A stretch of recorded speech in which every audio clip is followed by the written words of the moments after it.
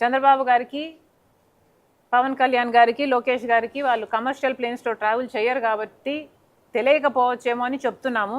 Sir ఇక్కడికి వచ్చేవి అన్నీ మోస్ట్లీ 90% ATRసే.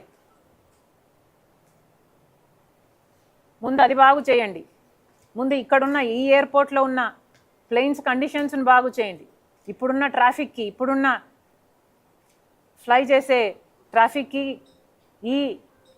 ఈ జనానికి మీరు మేలు చేయండి. పక్కనే కొత్త ఎయిర్పోర్ట్ కూడా కడుతున్నారు. ఆ ఎయిర్పోర్ట్ కంప్లీషన్ కూడా ఇంకా కాలేదు. ఎప్పుడు ఎయిర్పోర్ట్కి వెళ్ళినా దాని మీద పనులు జరుగుతూనే ఉంటాయి, కానీ ఇప్పటికీ డెలివరీ కాలేదు.